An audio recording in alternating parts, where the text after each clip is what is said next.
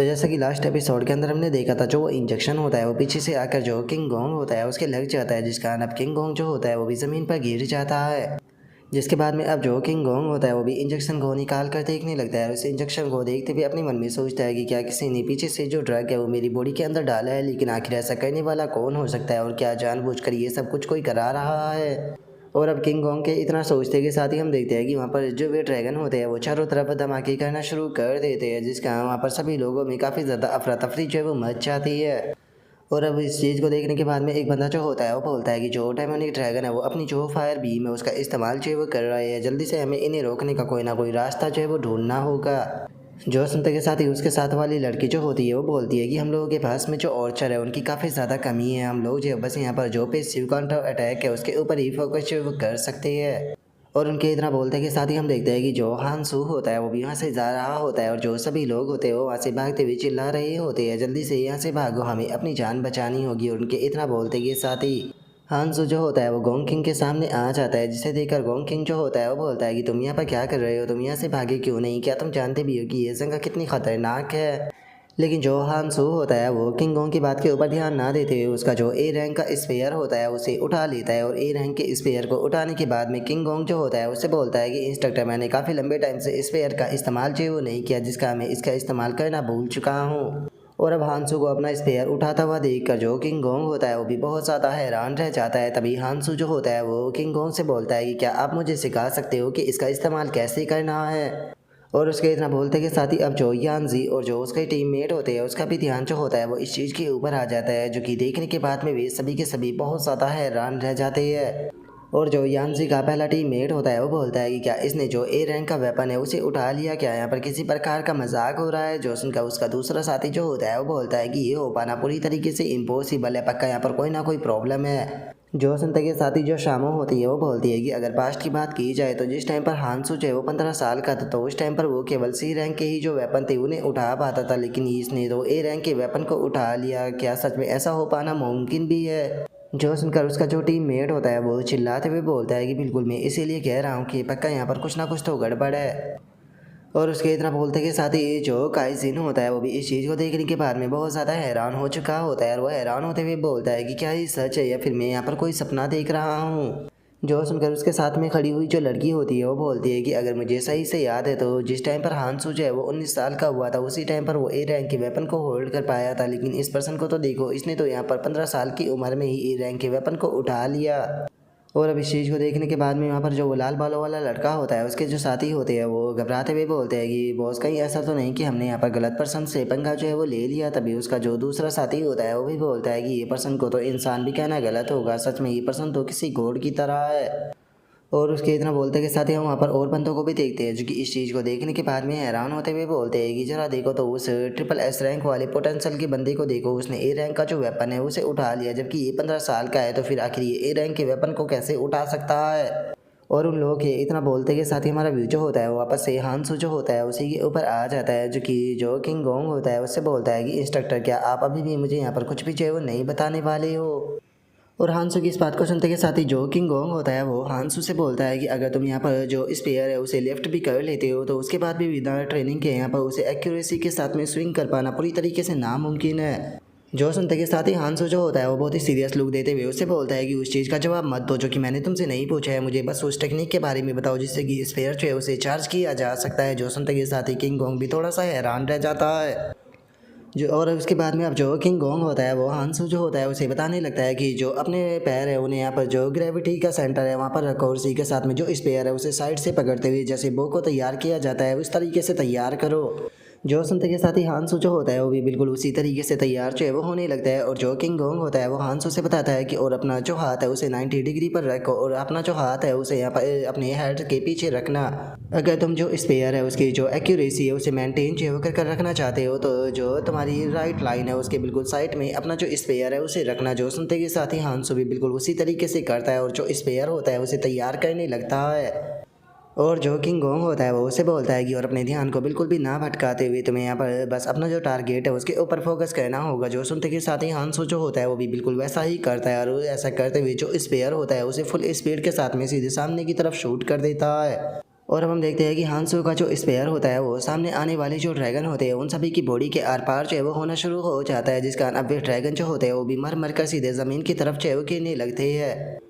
और अब इस चीज़ को देखने के बाद में जो हांसू होता है वो बोलता है कि अगर एस रैंक के demon dragon, double S rank के और ट्रिपल एस रैंक के डीमन ड्रैगनों की बात की जाए तो इनके अंदर का जो डिफरेंस होता है वो काफ़ी ज़्यादा होता है, लेकिन उसके बाद भी इनकी जो फायर ऑफेंस की पावर होती है वो काफ़ी ज़्यादा होती है। लेकिन इनकी फायर पावर ज़्यादा होने के बाद में भी इनकी जो फिजिकल स्ट्रेंथ होती है वो ज़्यादा जो है वो नहीं होती। और अगर जो इनकी वीकनेस है उसकी बात की जाए तो इनकी वीकनेस जो होती है वो इनकी गर्दन के अंदर जो इनकी फ्लेम कन्वर्जन पॉइंट होता है, अगर तुम उसके ऊपर एम जो है वो करते हो तो तुम काफ़ी आसानी से इन्हें डिस्ट्रॉय जो है वो कर सकते हो। और अब इतना बोलते के साथ ही हांसू जो होता है वो किंग कॉन्ग जो होता है उसकी तरफ देखने लगता है और उसकी तरफ देखते हुए बोलता है कि तुम्हें इस चीज़ को नोटिस करना होगा, ये सीक्रेट टेक्निक है जिसकी मदद से तुम जो फायर ड्रैगन है उसे काफ़ी आसानी से ख़त्म जो है वो कर सकते हो।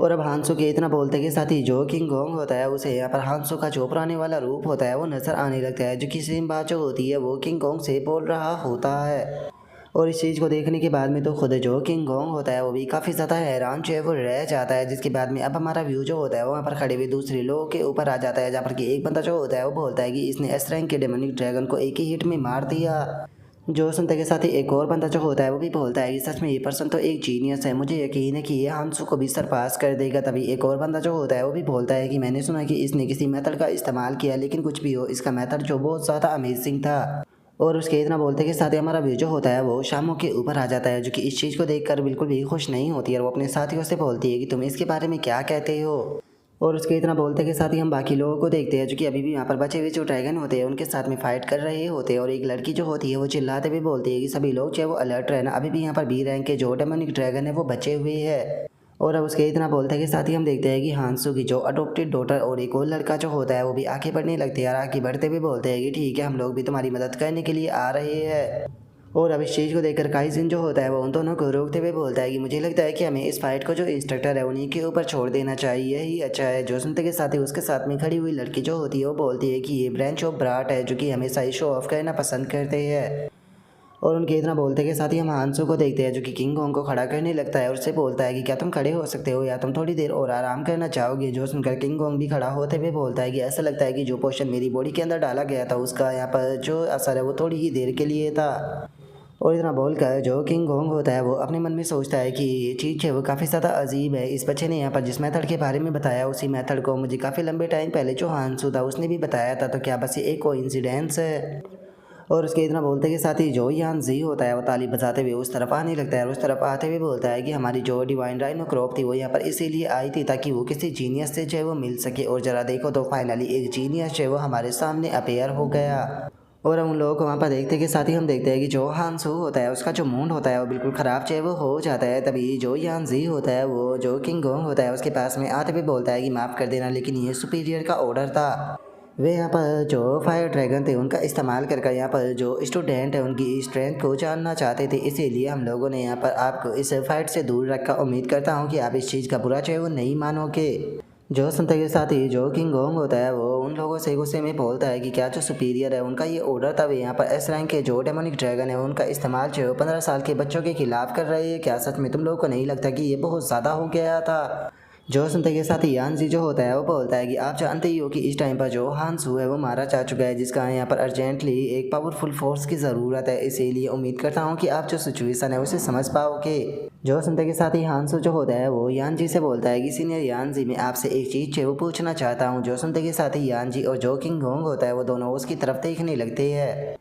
और जो हांसू होता है वो यानचिन जो होता है उसे बोलता है कि जिस टाइम पर कैप्टन हांसू जो है वो मारे गए थे तो क्या वो मरने से पहले उन्होंने आपसे जो है वो कुछ बोला था। जो सुनते के साथ ही जो शामा होती है वो कुछ बोलने की कोशिश करती है, तभी यानची जो होता है वो बोलता है कि अच्छा तो तुम जानना चाहते हो कि जो कैप्टन है उन्होंने मरते टाइम जो है वो क्या कहा था। ठीक है, मैं तुम्हें उनकी जो लास्ट स्टेटमेंट है वो बताने के लिए तैयार हूँ। अगर उनके आखिरी शब्दों की बात की जाए तो उन्होंने मरते टाइम हम लोगों से कहा था कि हम लोगों को बिल्कुल भी गिल्टी फील करने की कोई ज़रूरत नहीं है। हम लोग जो है वो अपनी जो ज़िंदगी है उसे खुशी से बिताए ताकि जो उनका सेक्रीफाइस है वो बिल्कुल भी बेकार जो है वो ना जाए।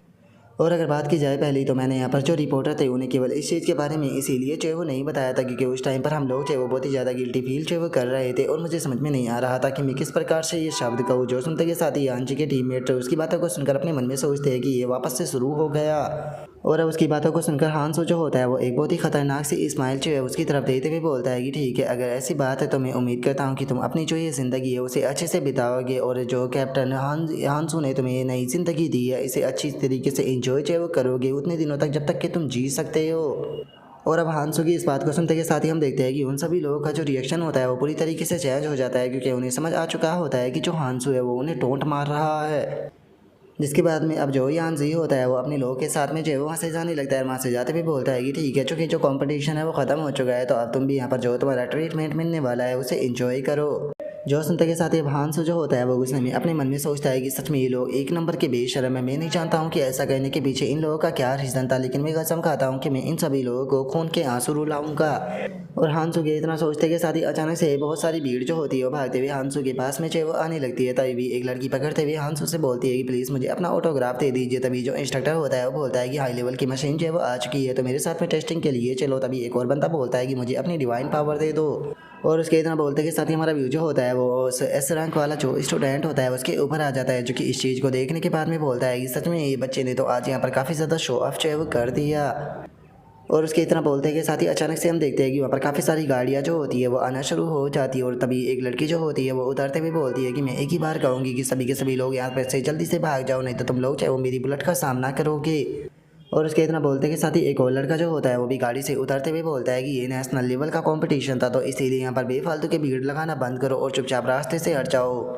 और अब उन दोनों की बातों को सुनकर सभी लोग जो होते हैं उनकी तरफ देखने लगते हैं और उसके बाद में बहुत ही फनी तरीके से हांसू को छोड़कर वहाँ से भाग जाते हैं।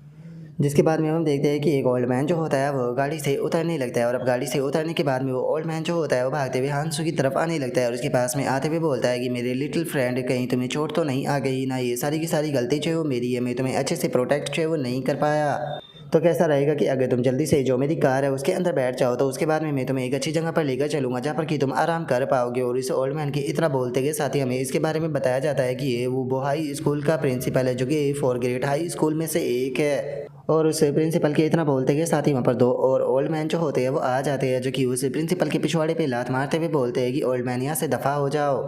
और इस ओल्ड मैन के इतना बोलते ही हमें इसके बारे में बताया जाता है कि ये लिंग शुई हाई स्कूल का प्रिंसिपल है। और वहीं दूसरा बंदा जो है वो किंग फैंग हाई स्कूल का प्रिंसिपल है, जो कि 4 ग्रेड हाई स्कूल में से एक है। और अब 4 ग्रेड हाई स्कूल के प्रिंसिपलों को वहाँ पर देखने के बाद में सभी लोग जो होते हैं वो हैरान रह जाते हैं। और एक बंदा बोलता है कि मुझे तो यकीन नहीं हो रहा कि जो 4 ग्रेड हाई स्कूल के प्रिंसिपल है वो पर्सनली यहाँ पर इस बच्चे के लिए आए हैं। जो सुनते के साथ ही एक और बंदा जो होता है वो बोलता है कि इन लोगों को पता चल गया होगा कि यहाँ पर जो जीनियस है वो अपेयर हो चुका है, इसीलिए ये लोग इसे रिक्रूट करने के लिए यहाँ पर आ गए। जो सुनकर एक और बंदा जो होता है वो रोते हुए बोलता है कि मुझे तो इससे काफ़ी ज़्यादा जलस फील हो रही है।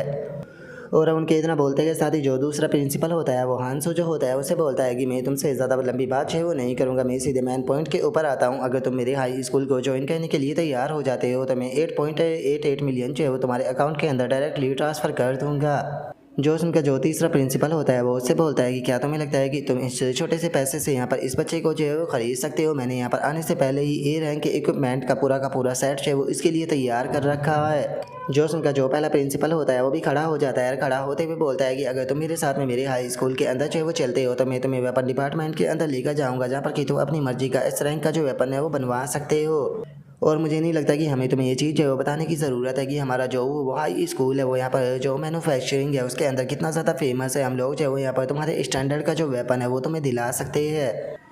जो सुनते के साथ ही जो तीसरा प्रिंसिपल होता है वो अपने मन में सोचता है कि डैमिट, इस टाइम पर मैं ऑलरेडी प्रिंसिपल जो है वो बन चुका हूँ, लेकिन उसके बाद भी जो जो ये चूहों वाली दौड़ है मैं इससे नहीं भाग सकता। जो सुनते के साथ ही जो दूसरा प्रिंसिपल होता है वो अपने मन में सोचता है कि एस रैंक के सबसे सस्ते वेपन की भी अगर बात की जाए तो उसका मार्केट प्राइस जो है वो कम से कम 30 मिलियन होगा। मैं यहाँ पर इतना पैसा जो है वो अफोर्ड नहीं कर सकता। और उनके इतना बोलते के साथ ही हम देखते हैं कि वहाँ पर एक और बंदा जो होता है वो आ जाता है, जो कि वहाँ पर आते भी उन लोगों से बोलता है कि सच में तुम लोग काफ़ी ज़्यादा ओल्ड हो चुके हो, जिस कारण तुम सिचुएशन को अभी भी नहीं समझ पा रहे। जो सुनते के साथ ही अब तीनों प्रिंसिपल जो होते हैं उस पर्सन की तरफ देखने लगते हैं। और अब हम देखते हैं कि जो वो बंदा होता है वो अपनी गाड़ी से उतर कर बाहर आने लगता है और बाहर आते हुए बोलता है कि एक ट्रू पावर हाउस जो होता है उसे तुम ऐसे ही पैसा खर्च कर खरीद नहीं सकते हो। और इतना बोलकर वो अपने पास से एक ब्लैक कार्ड जो होता है उसे निकाल कर दिखाते हुए बताता है कि स्पेस टाइम गेट का ब्लैक कार्ड है, जिसकी मदद से तुम किसी भी टाइप का किसी भी रैंक का जो डंजन है उसके अंदर जाने की परमिशन चाहे वो ले सकते हो। और अब इसके इतना बोलते के साथ ही हमें इसके बारे में बताया जाता है कि जो जिनसाओ हाई स्कूल है ये उसका प्रिंसिपल है, जो कि 4 ग्रेड हाई स्कूलों का हेड है। और उस ब्लैक कार्ड को देखते के साथ ही वहाँ पर जो तीसरा प्रिंसिपल होता है वो बहुत ज़्यादा हैरान जो है वो रह जाता है। हैरान होते हुए बोलता है कि क्या ये ओल्ड रैंक का यूनिवर्सल ब्लैक कार्ड है? अगर मुझे सही से याद है तो पहले केवल एक ही चैलेंजर था जो कि इस कार्ड को पोजेस जो है वो करता था, और वो पर्सन कोई और नहीं बल्कि हांसू था। और उसके इतना बोलते के साथ ही अब हांसू जो होता है वो बोलता है कि अगर आप मुझे ये कार्ड जो है वो दे रहे हो तो आपकी क्या कंडीशन है, क्या आप चाहते हो कि मैं आपका जो हाई स्कूल है उसे ज्वाइन करूँ? और अब इतना बोलते के साथ ही हांसू जो होता है वो पास्ट की जो बातें होती है उसे याद करने लगता है, जहाँ पर कि हम देखते हैं कि वही प्रिंसिपल जो होता है वो पास्ट में भी हांसू को वही कार्ड जो है वो दिया था, और उसने हांसू से बोला था कि मैं तुम्हें कॉन्ग्रेचुलेट के तौर पर ये कार्ड जो है वो दे रहा हूँ क्योंकि तुम फर्स्ट SSS रैंक के चैलेंजर बन चुके हो। ये आइटम जो है वो मैंने स्पेशली यहाँ पर तुम्हारे ही लिए बोलकर जो है वो बनवाया है, जिसकी मदद से तुम किसी भी रैंक और लेवल के जो डंजन है उसके अंदर जा पाओगे।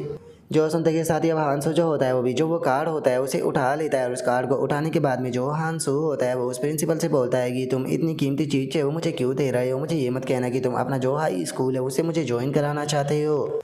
जो सुनते के साथ ही जो प्रिंसिपल होता है वो हंसते हुए हांसू जो होता है उसे बोलता है कि स्कूल को ज्वाइन करना या ना करना वो तुम्हारे ऊपर है। ये ब्लैक कार्ड जो है मैं बस तुम्हें एज ए गिफ्ट के रूप में जो है वो दे रहा हूँ, इसे तुम मेरी तरफ से एक गिफ्ट जो है वो समझ सकते हो। और उसके इतना बोलते के साथ ही हमारा व्यू जो होता है वो प्रेजेंट टाइम में आ जाता है, जहाँ पर कि वो प्रिंसिपल जो होता है वो हांसू की तरफ उस ब्लैक कार्ड को फेंकते हुए बोलता है कि स्कूल को ज्वाइन करना या ना करना वो तुम्हारे ऊपर है। ये कार्ड जो है मैं बस तुम्हें एज ए गिफ्ट के रूप में जो है वो दे रहा हूँ। जो सुनते के साथ ही अब हांसू जो होता है वो भी जो ब्लैक कार्ड होता है उसे ले लेता है, और जो वो प्रिंसिपल होता है वो वहाँ से जाने लगता है। वहाँ से जाते हुए बोलता है कि तुम्हें अपना जवाब अभी मुझे देने की कोई ज़रूरत नहीं है, तुम आराम से इस चीज़ के बारे में सोच सकते हो, और जब तुम सोच लो तो तुम मेरे पास में आकर मुझसे बात कर सकते हो।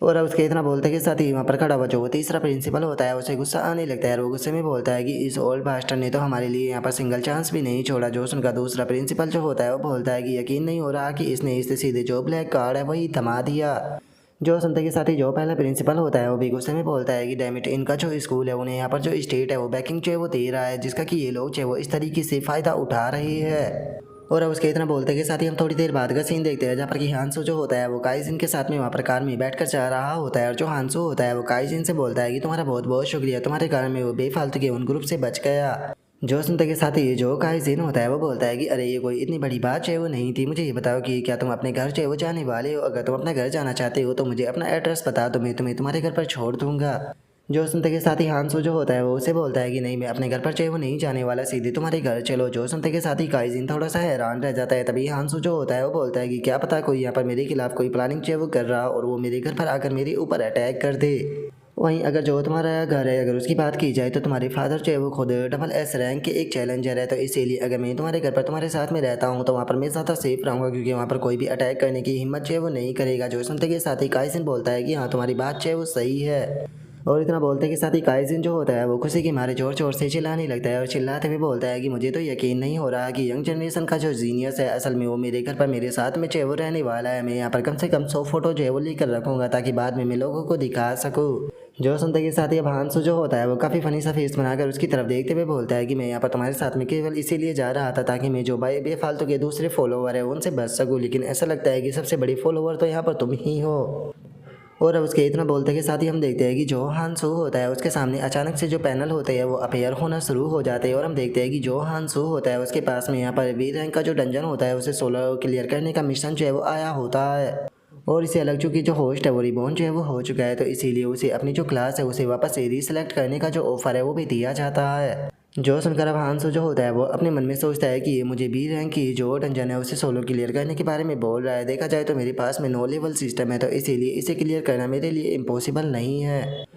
लेकिन यहाँ पर सबसे इम्पोर्टेंट जो है वो दूसरा पैनल है। यहाँ पर ये मुझे मेरी जो क्लास है उसे स्विच करने के बारे में बोल रहा है। देखा जाए तो मैं अपना जो वेपन है उसे वैसे पहले ही स्विच जो है वो कर चुका हूँ, तो क्या मुझे अपनी जो क्लास है उसे भी चेंज कर लेना चाहिए? क्योंकि देखा जाए तो जो मेरी ओरिजिनल स्पोर्ट्समैन क्लास है वो यहाँ पर जो लाइट सबर होती है उसके ऊपर शूट करती है, लेकिन जो है अभी स्वॉर्ड होती है उसके लिए ज़्यादा सूटेबल क्लास नहीं है। लेकिन छोड़ो, अभी इस चीज़ के बारे में ज़्यादा सोचकर कोई फ़ायदा जो है वो नहीं होने वाला। इस चीज़ के बारे में हम लोग जो है वो बाद में सोचेंगे, क्योंकि अभी यहाँ पर मुझे कुछ और काम जो है वो करने के लिए जाना है जो कि बहुत ज़्यादा ज़रूरी है। और अब इतना सोचकर हांसू जो होता है वो उसे बोलता है कि मैंने अपना माइंड जो है वो चेंज कर दिया है, मैं कहीं और पर जो है वो जाने वाला हूँ। जो सुनते के साथ ही जो काइजिन होता है वो घबराते हुए बोलता है कि अरे तुमने अचानक से अपना माइंड जो है वो चेंज क्यों कर दिया, मैं वादा करता हूँ कि मैं तुम्हें बिल्कुल भी डिस्टर्ब जो है वो नहीं करूँगा।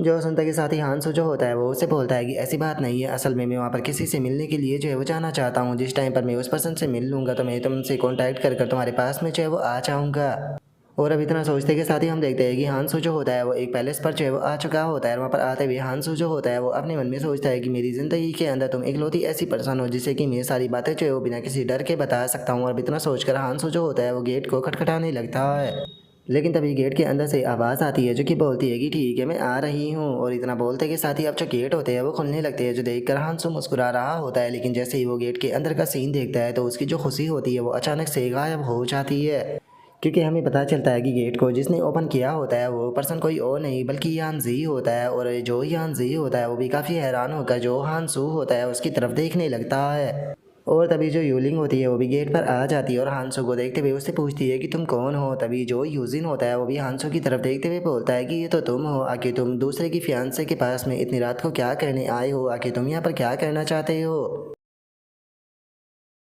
और अब यानजी के इतना बोलते के साथ ही जो हमारा आज का एपिसोड है वो यहीं पर ही कंप्लीट जो है वो हो जाता है। तो नेक्स्ट एपिसोड के अंदर देखिए कि आगे क्या होता है। अगर आप लोगों को वीडियो अच्छी लगी हो तो लाइक करना, चैनल को सब्सक्राइब करना। मैं मिलता हूँ आप लोगों से नेक्स्ट एपिसोड के अंदर, तब तक के लिए बाय बाय गाइज।